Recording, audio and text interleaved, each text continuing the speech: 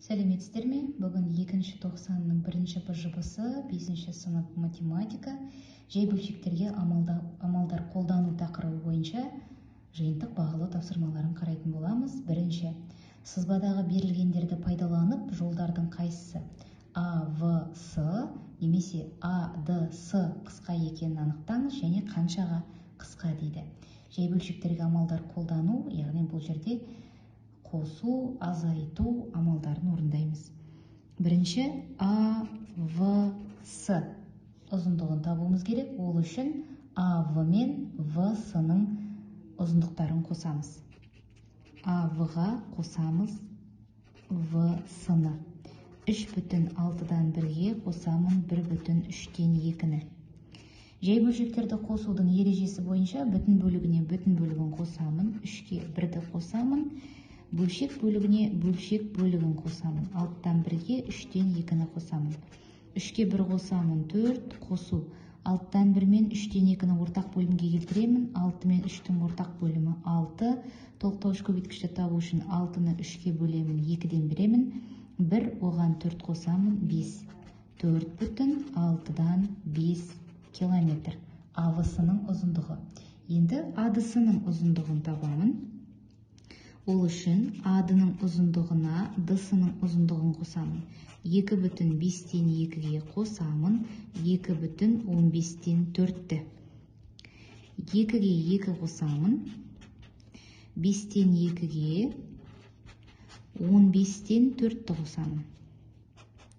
2-ге 2 қоссам 4, оған қосамын. 5 пен 15-тің ортақ бөлімі 15. 15-ті 5-ке бөлсем 3-тен берем, 2-3-ім 6, оған 4 қоссам 10. 4,15-тен 10. Бұл жерде қысқартылатын бөлшек, сондықтан 15 пен 10-ды 5-ке бөліп жіберемін, 4,3-тен 2 километр. Қайсысы қысқа екенін салыстыру үшін сіздер ортақ бөлімге келтіріп алуыңызға болады. 4,6-дан 5, 4,6-ға келтіретін болсам, 6-дан 4. Бүтін бөліктері тең, бөлімдері тең, демек қайсының алымы үлкен, сол бөлшегіміз үлкен болады. Қаншаға қысқа екендігін табу үшін 4,6-дан 5-тен азайтамын, 4,6-дан 4-ті, бүтін бөлігінен бүтін бөлігін, бөлшек бөлігінен бөлшек бөлігін азайтамын. 4-тен 4 азайтамын, қосу, 6-дан 5-тен 6-дан 4 азайтамын. Тең болады 6-дан 1. 6-дан 1 километрге қысқа екен. АДС АВС-ға қарағанда. Екінші есеп, есептеңіз. Бұл да жай бөлшектерге амалдар қолдану тақырыбына арналған көбейту және бөлу. Егер сізге қиын болатын болса, амалдап шығаруыңызға болады, ал егер көбейтуді, бөлуді жақсы меңгерген болсаңыз, онда бірден есептей береміз. 44 көбейту 33-тен 1.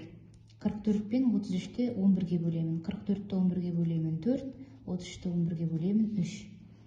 Натурал сан жай бөлшектің алымына көбейтіледі. 3-тен 4. 5-ті бөлемін 2-ден 1-ге, көбейтуді, бөлуді көбейтуге алмастырған кезде жай бөлшектердің алымы мен бөлімі орындарын ауыстырады. Яғни 5 көбейту 1-ден 2. Бөлемін. Екінші бөлшегімді есептеймін. Ең бірінші аралас сандарды бұрыс бөлшекке айналдырып аламын. 3-тен, яғни бөлімін жазып қоямыз. 3-ті 2-ге көбейтемін, оған 1-ді қосамын. 7 бөлу 2-ден 7. 15 бөлуді көбейтуге алмастырамын. 5-тен 8 көбейту. Аралас санды бұрыс бөлшекке айналдырамын. 8, 24, 25 көбейту 5 және 8. 5-тен 8 тең болады.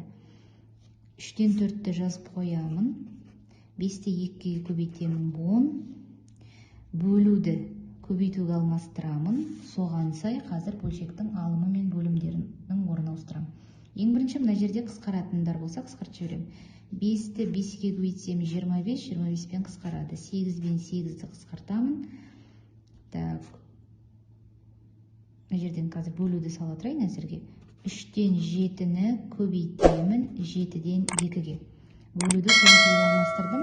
сәйкесінше екінші бөлшектің алымы мен бөлімді орындарын ауыстырды. 15 көбейту 8. Әзірге осылай жазамын.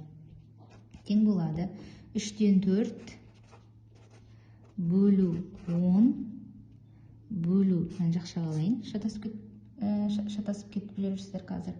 7 мен 7-ні қысқартамын.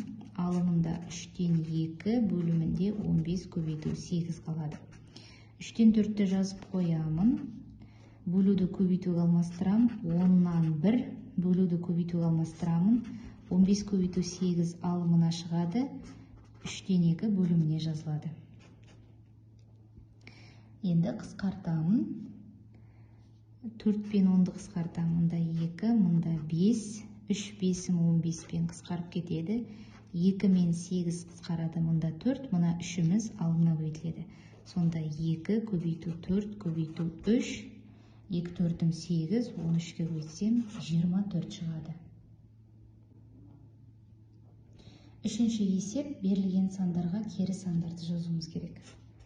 17-ден 5 жай бөлшегіне кері сан, 5-тен 17.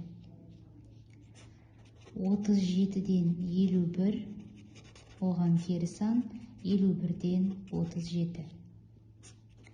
3-тен 1-ге кері сан, 3. Б-дан А-ға кері сан, А-дан Б. 1 бөлінген П-ға кері сан, П. Және К-ға кері сан, 1 бөлінген К. Кері сандарды, өзара кері сандардың көбейтіндісі 1-ге тең болатындығын естеріңізге салып өтейін.